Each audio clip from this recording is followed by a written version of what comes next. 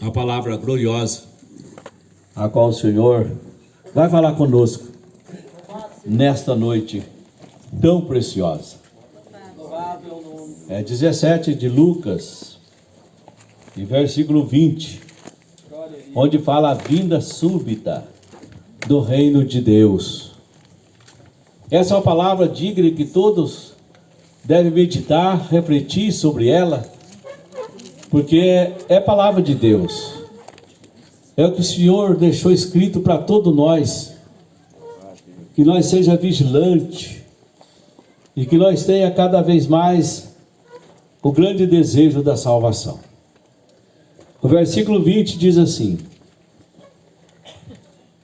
e interrogado pelos seus discípulos sobre quando havia de vir o reino de Deus, respondeu-lhe e disse: o reino de Deus não vem com aparência exterior, e nem dirão ei-lo ali, ei-lo aqui ou ei-lo ali, porque eis que o reino de Deus está entre vós. E disse aos discípulos: dias virão em que desejarei ver um dos dias do Filho do Homem, e não o vereis. E dir-vos-ão, ei-lo aqui ou ei-lo ali.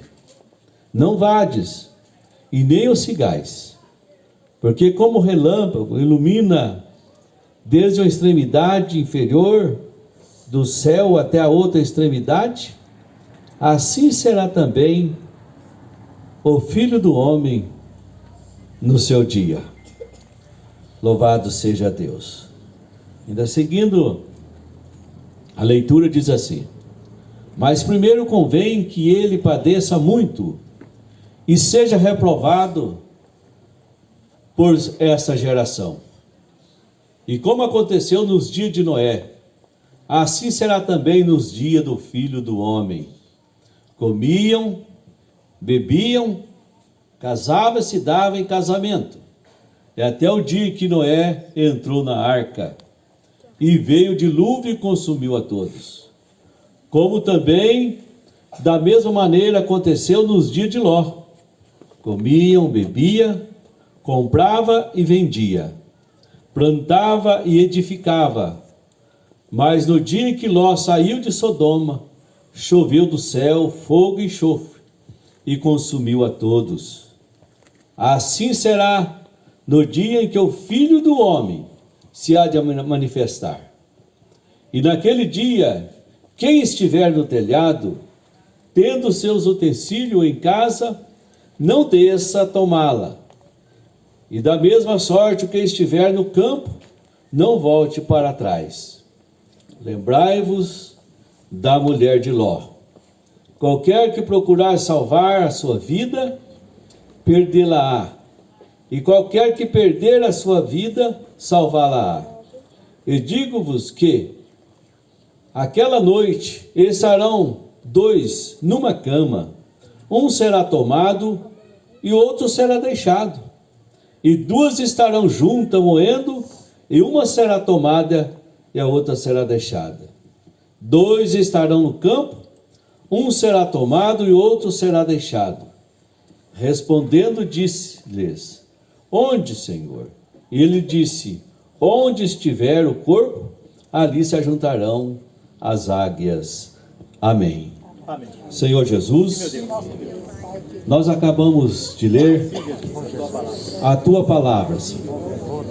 E somos gratos pela oportunidade que o Senhor nos deu, pelos nossos amigos, o Senhor Nelson, a Dona Cida, com tanto carinho sempre nos recebeu, e agora forneceu esse espaço em frente à residência, para que hoje nós pudéssemos estarmos aqui e falar da Tua Palavra. Agora nós te pedimos, Senhor, que o Senhor abençoe grandemente essa família e todas as famílias que estão ouvindo a Tua Palavra. Todos que moram aqui em Senador Mourão, essa comunidade de pessoas trabalhadoras, dignas, que sempre lutaram para vencer.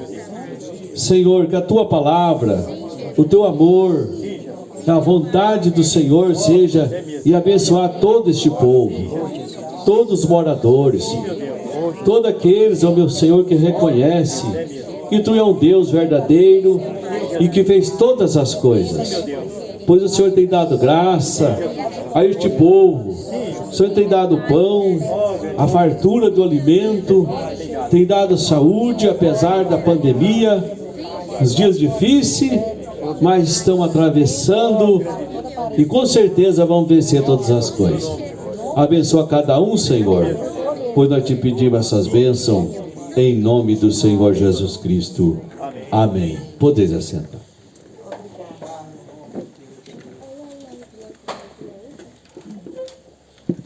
Então, amados, nós acabamos de ler esse texto da palavra de Deus, onde traz um alerta para cada um refletir, pensar na salvação, a salvação eterna. Às vezes muitos podem até pensar, esses crentes ficam incomodando os outros, mas essa não é a nossa intenção. A intenção de cada um é levar a palavra gloriosa, alertando o povo. Até então o Senhor mandou pregar o Evangelho, o Senhor mandou levar essa palavra, não obrigar as pessoas, não ofender as pessoas, mas sim chamar as pessoas ao arrependimento, que as pessoas se interessem por examinar as Escrituras, olhar pela palavra, que os tempos estão se afunilando a cada vez mais. Então nós vemos que está aproximando o fim de todas as coisas. As desavenças são muito grandes. Como a palavra do Senhor disse, que o amor de muitos esfriariam. E a gente tem visto que o amor de muitos vão se esfriando. Não há mais amor. Mas ainda muitas pessoas dignas. Ainda tem muitos que estão pedindo a Deus que o Senhor continue abençoando todos os moradores da face da terra. E ainda por isso que a palavra do Senhor tem se cumprido. Então nós vemos aqui interrogando pelos fariseus sobre quando havia de vir o reino de Deus. Respondeu-lhe e disse: o reino de Deus não vem com aparência exterior. E isso é verdade. Quando veio o reino de Deus? Essa pergunta foi dirigida já naquele tempo, que falava do reino de Deus, como chegarão isso? Mas o Senhor diz que o reino de Deus estava entre vós. Quando chegará o reino de Deus? E ainda a palavra diz que o reino de Deus vem sem nenhuma aparência exterior. E nós vemos da maneira que Jesus nasceu.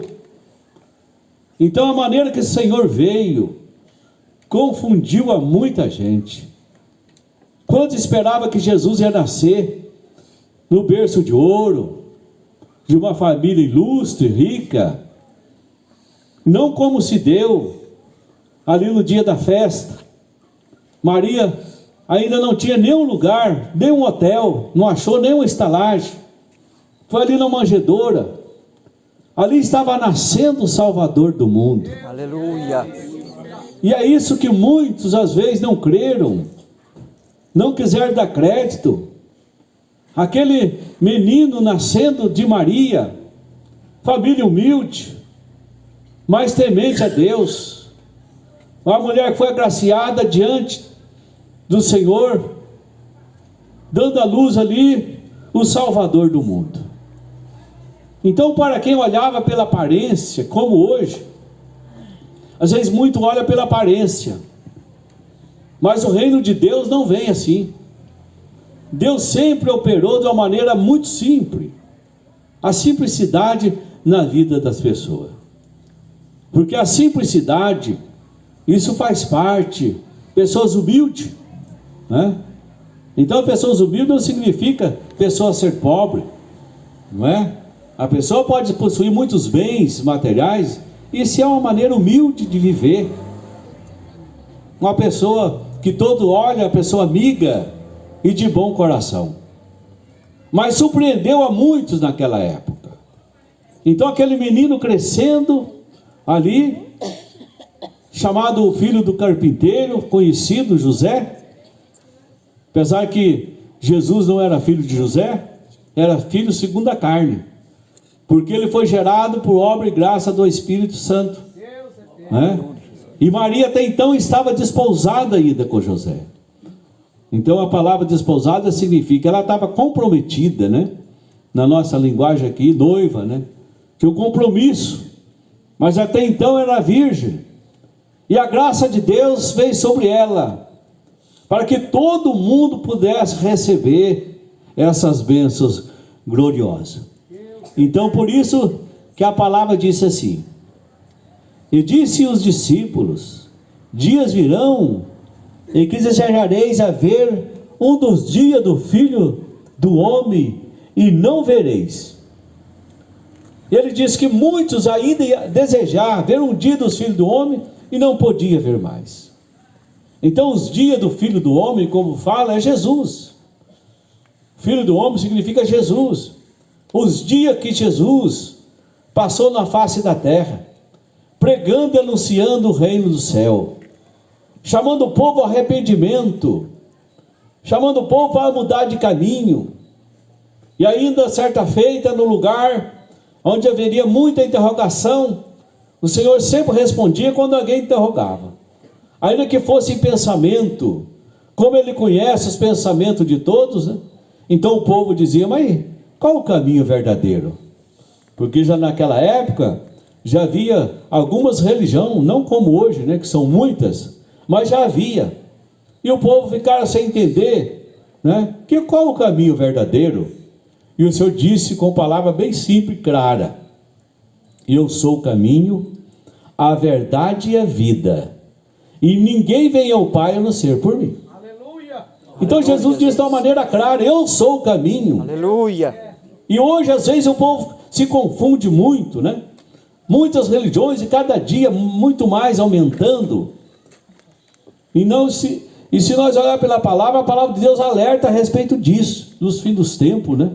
Muitos estão fazendo da palavra de Deus negócio, às vezes empresa rendável, extorquindo o povo. E não foi dessa maneira que o Senhor mandou nós pregar o Evangelho. O Senhor disse: de graça recebei, de graça vos dai. Mas o povo tem feito da religião negócio, bem-sucedidos, né, milionários. Mas isso não é o correto, isso não é a verdade da palavra como mandou ensinar o povo. Mas muitos têm entendido e têm feito segundo a palavra do Senhor manda: pregar o Evangelho, pregar a palavra do Senhor, convidando o povo para o arrependimento, para a união perfeita. E como eu disse há pouco, palavra agora antes, né? Então há tantas religiões, tantas placas luminosas, né? E cada um vai levantando um templo, coloca uma placa, nome tal, e outro nome, e outro nome, né? Então vão colocando nome, aquelas placas bonitas, né? Luminosa. Mas não é isso que o Senhor quer. O Senhor não está olhando para placas bonitas, não está olhando para nomes. Porque a igreja, ela foi fundada por Jesus Cristo, é a igreja, né? E quando quer inventar inovações, inventar nomes, a igreja vai chamar nome tal. A igreja já é a igreja, é o nome dado por Jesus Cristo. Ele diz para Pedro, né? Tu és Petro, ou Pedro, né? Tu é Pedro, ou Petros, fagulhas de pedra. E sobre esta pedra, ele disse, edificarei a minha igreja. Ele falava sobre ele mesmo, e sobre essa pedra que era ele, edificarei a minha igreja. Está aí. E as portas do inferno não prevalecerão contra ela. Então o Senhor edificou a igreja, e Ele prometeu que um dia haveria de voltar para levar essa igreja. E Ele ainda não voltou. E o dia que o Senhor voltar, essa igreja tem que estar em algum lugar. Tem algum lugar ainda pregando a doutrina dos apóstolos. Então todos aqueles que pregam a palavra, a não ser aquilo que os apóstolos pregam, é errado. Então os apóstolos foram os primeiros discípulos, foram os embaixadores da igreja na terra. O Senhor chamou, nomeou. Eles não foram apóstolos porque quiseram, não, se ofereceram. Foi escolhido pelo Senhor. O Senhor chamou cada um, e o Senhor não chamou pessoa desocupada, não. A pessoa, quando é desocupado, ele nem serve para ser pregador da palavra de Deus. O Senhor chamou pessoa que estava trabalhando. Chamou pescadores, lavradores de terra, né? Pessoas que estavam ali dedicadas na alfândega, ali cobrando imposto, né? Ele chegou e chamou: segue-me. Então chamou pessoas que estavam ocupadas para pregar o evangelho, para pregar a sua palavra. E foi os primeiros 12 apóstolos. E aí foi crescendo. A igreja estava implantada nos dias tão difíceis, e com muita perseguição.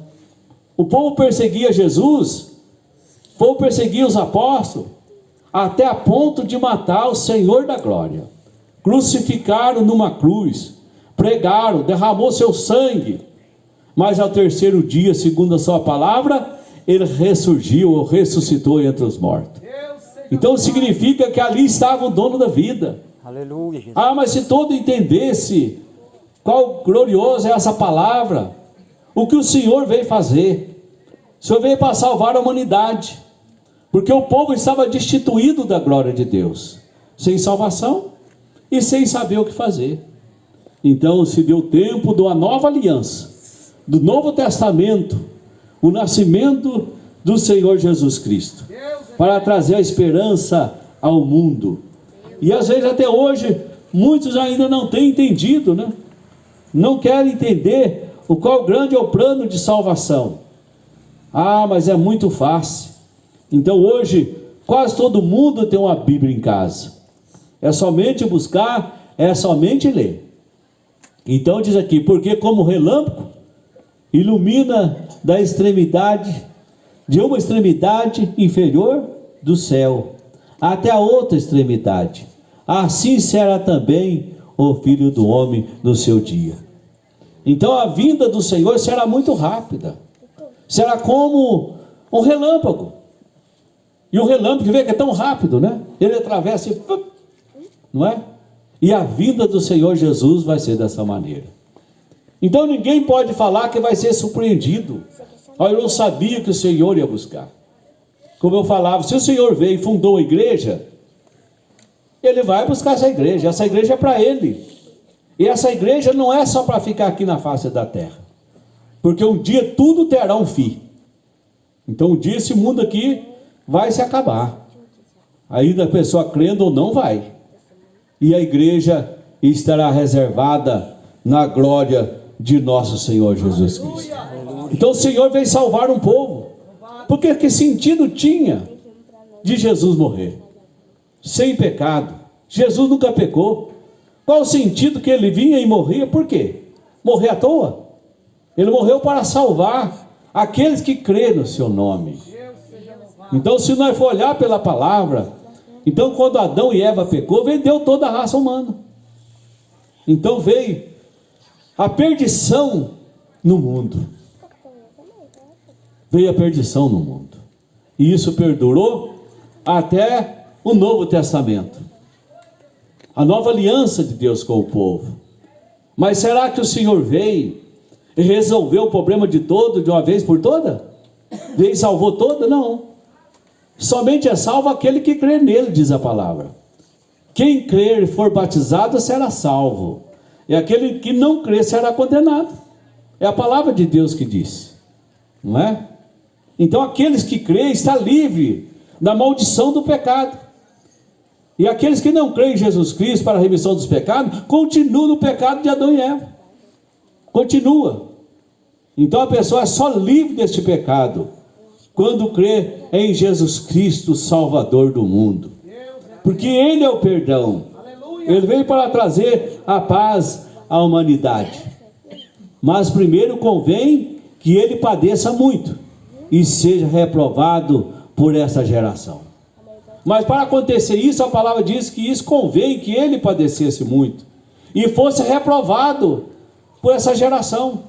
E foi o que aconteceu. Ninguém olhou para Jesus como Deus, como Jesus Salvador. E ele fazia só o bem. Curava os enfermos, aleijados, né? Abria os olhos ao cego, trazendo salvação. Mas o povo não queria desta forma. E era um povo religioso. Quem crucificou Jesus foi o povo religioso, que tinha uma religião, uma tradição. Então não podia crer em Jesus, porque a multidão seguia. E o povo ficaram temeroso. Olha, esse homem está revolucionando o mundo. E uma grande multidão está seguindo ele. Vamos dar um jeito nele. Vamos matar ele. Vamos matar. Então nós vamos matando, nós vamos continuar a nossa religião. E mataram Jesus. Mas ele ressuscitou. Aleluia. E continua vivo. Então isso é glorioso nós pensar nisso, meditar nisso, irmãos. Então quando eu entendi que eu precisava crer nesse Jesus que morreu por mim, mas que depressa, eu ainda era bem jovem, eu corri para os pés do Senhor e disse: eis-me aqui, Senhor, eu quero te servir a ti. E quantas pessoas tomaram as suas decisões seguindo a Jesus? Não uma religião, mas seguir a Jesus. Então Jesus é a religião sem mácula, isso é sem defeito. Ele é Deus, Ele é o Senhor da glória. Aleluia. Só nele encontramos perdão dos nossos pecados. Então por isso que o Senhor fez questão de convidar o povo ao arrependimento. Então quando diz a palavra arrependimento, significa mudança de vida. A pessoa tem que ter uma mudança de vida. E assim segue a palavra, como está escrito: e como aconteceu nos dias de Noé, assim será também nos dias do Filho do Homem. Comiam, bebiam, casavam e davam sem casamento, até o dia em que Noé entrou na arca e veio o dilúvio e consumiu a todos. Então a Bíblia faz referência dos dias de Noé, porque nos dias de Noé o povo estava em pecado, comia, bebia, casava e se dava em casamento. E o Senhor prometeu que ia destruir o mundo com água, e como destruiu. E só Noé deu ouvido à palavra do Senhor. Foi salvo ele e a sua família, né? E a Bíblia diz que assim como foi nos dias de Noé, assim será também na vida do Filho do Homem. Aleluia. Então se os dias de Noé aconteceu, foi verdade isso, o dia do arrebatamento da igreja vai acontecer, querendo ou não, vai acontecer. Mas está demorando muito. O Senhor é benigno, Ele está dando tempo às pessoas se arrepender, as pessoas aceitar Ele como Salvador, ter uma mudança de vida. Ele está esperando, mas as profecias estão se cumprindo a cada dia. Hoje, se não olhar pela palavra de Deus, qual profecia que não cumpriu? Porque a Bíblia está cheia de profecias que ia acontecer, ia acontecer, ia acontecer. Então já estão todas cumpridas. A qualquer momento o Senhor virá. A qualquer momento Ele vai manifestar. E aí muitos vão dizer: Senhor, eu não tive tempo. Então por isso, irmãos, que a nossa incumbência é pregar a palavra de Deus. Tem tantos aí pregando a palavra de Deus, para que o povo não venha dizer: eu nunca ouvi, nunca ninguém falou. Então a palavra chama o alerta, como foi aqui nos dias de Noé, como também da mesma maneira aconteceu nos dias de Ló. Comiam, bebia, comprava, vendia, plantava e edificava. Mas no dia que Ló saiu de Sodoma, choveu do céu fogo e enxofre e consumiu a todos. Então vivia ali, né, Ló, servindo ao Senhor. Mas o povo estava na corrupção. Hoje tem cidade que está pior do que Sodoma e Gomorra. O Senhor só não destruiu porque Ele fez promessa que não ia destruir mais. Ia deixar para o dia do juízo. E ninguém vai escapar. Aqui o povo escapa aqui, escapa ali. Mas naquele dia todos têm que comparecer diante do tribunal de Cristo. E diz que nós vamos ser julgados segundo as nossas obras. O que nós fizemos, nós vamos ser julgados. Isso tudo está na memória de Deus. Então, fazendo a reverência aqui de Ló, de Noé, para que o povo fale: se isso aconteceu, então vai acontecer também. E a palavra do Senhor, ela não vai falhar. Então a palavra do Senhor diz: assim será no dia em que o Filho do Homem há de manifestar. E naquele dia, quem estiver no telhado, tendo seus utensílios em casa, não desça para tomá-la. E da mesma sorte, o que estiver no campo, não volte para trás. Então vai ser tão rápido. Se alguém estiver no telhado, o Senhor manifesta: eu tenho meus utensílios, né? Está guardado dentro da minha casa. Ele não vai ter tempo de descer. Se estiver no campo, não vai ter tempo de voltar para casa. Então vai ser um dia que nunca houve. E vai acontecer muitos, que às vezes o esposo vai chegar, a mulher não está mais, os filhos não estão mais, não é? A mulher está em casa, vai esperando o seu esposo chegar do trabalho, não vai chegar mais, porque o Senhor chegou e levou a todos, né? E isso vai acontecer, porque a palavra de Deus não falha, irmãos, ela não mente, né? Então a palavra, ela é bem taxativa, né? E diz assim, ó: duas estarão juntas moendo, e uma será tomada e a outra será deixada. Dois estarão no campo, um será tomado e outro será deixado. Então por que que um vai ser tomado e o outro será deixado? E não significa que se tiver dois só vai um. Se os dois estiverem preparados, vai os dois, vai as duas, não é? Se o casal estiver preparado, vai o casal. Aqui está falando daqueles que estão servindo a Deus e o outro não quer servir a Deus. E isso a gente vê uma divergência muito grande. Às vezes a mulher quer, o marido não quer. O marido quer, a mulher não quer.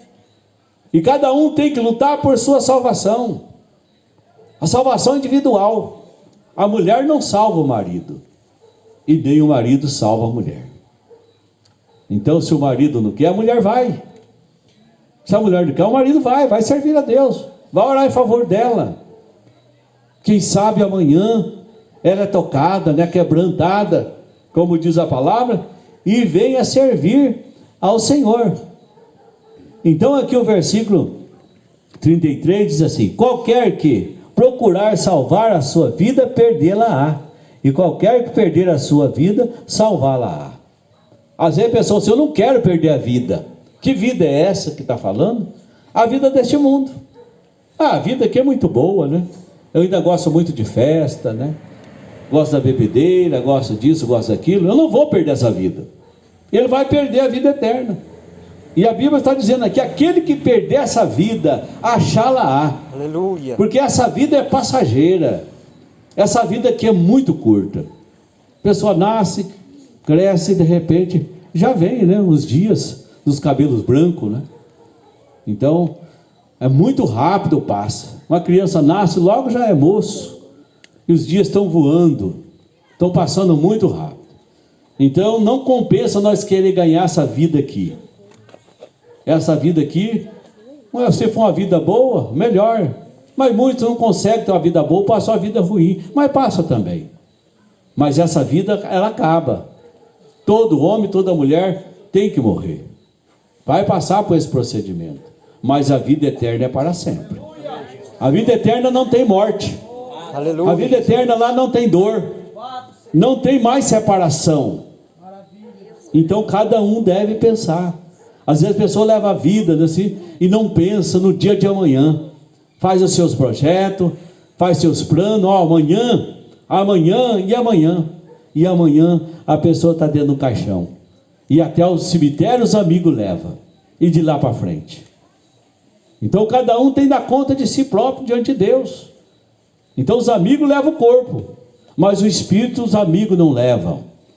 Então nós temos que estar preparados, irmãos. Preparar o nosso espírito para ter um encontro glorioso com o Senhor. E o povo às vezes fala assim: mas será que vai acontecer? Mas será? E acontece. Quanto que estão muito novo e diz assim: eu podia ser servo de Deus, mas estou muito novo, estou muito jovem, vou ficar de meia idade. E quantos de meia idade dizem: deixa eu ficar velho. E quantos velhos que dizem: eu já fiquei velho mesmo, eu vou ficar do jeito que está, eu vou me arriscar. E por que correr um risco, se tem jeito de ter uma proteção para a alma, para o espírito, não é? Então todo jeito a pessoa arruma desculpa. E outros até não tomam decisão por causa dos amigos. O que o povo vai falar de mim agora? O que o povo vai falar de mim? Agora um crente também, né? Preocupado com a sociedade. Mas quando partir, a sociedade, embora que às vezes tem muitos amigos, os amigos não vão socorrê-lo. Então nós temos que fazer um exame de consciência e dizer: Senhor, eis-me aqui.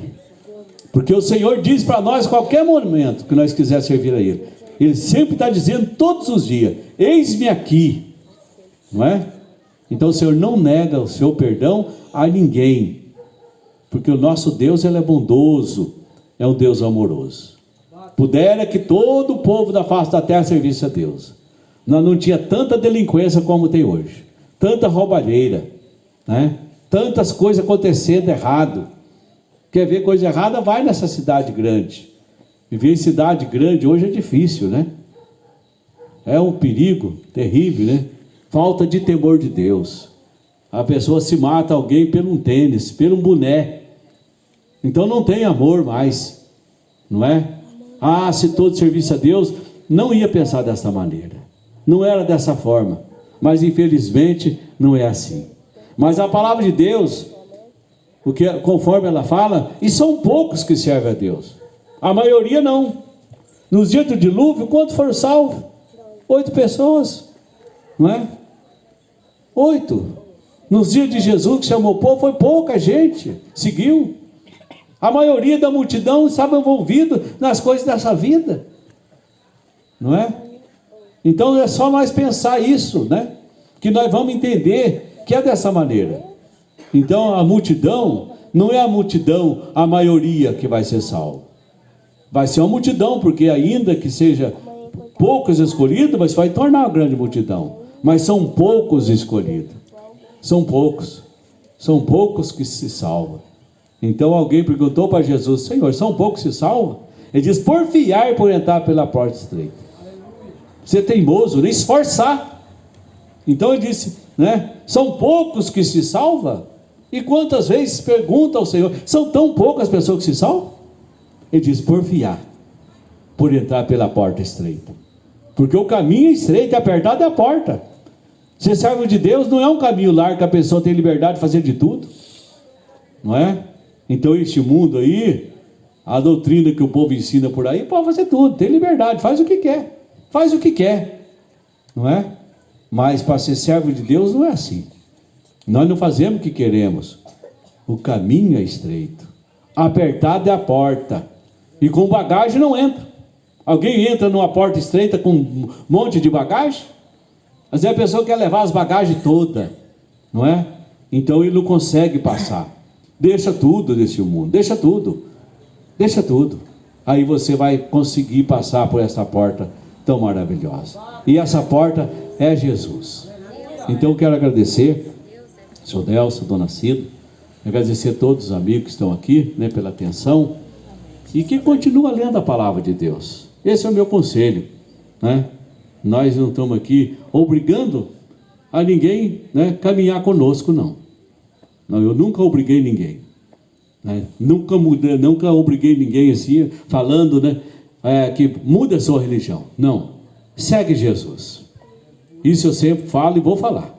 Segue Jesus. Aleluia. Segue os passos de Jesus. Glória a Deus. Né? Seguir os passos de Jesus, esse é o caminho glorioso. Né? Mas examina as Escrituras. Examinando as Escrituras, que faz cuidar de ter nela a vida eterna, como diz a palavra. Lendo a Bíblia, você vai descobrir. E aquilo que eu tenho pregado por esse Brasil todo aí, eu sempre tenho falado para o povo: ó, pega a Bíblia, examina o texto, se aquilo que eu preguei é certo ou não. Não é porque eu estou falando que a pessoa leia a Bíblia, faz igual os irmãos de Bereia, né? Os irmãos de Bereia chegaram ali pregando a palavra de Deus, eles foram examinar, ó, vamos ler se esse povo é verdadeiro ou não, porque hoje há muitos falsos profetas aí, induzindo o povo, né? Então nós temos que estar bem alerta. Os falsos mestres, não é? Nós temos que estar alerta e ver aqueles que estão com a palavra, pregando a palavra de Deus para a salvação, ou qual é a intenção dele, né? Qual é a intenção dele para a comunidade? Então que Deus abençoe grandemente a cada um. Eu já agradeço a oportunidade estar aqui, né? Agradeço a vinda dos irmãos que vieram aqui compartilhar com este culto, né? E que não fique só nesse, né? E pode ter mais e mais.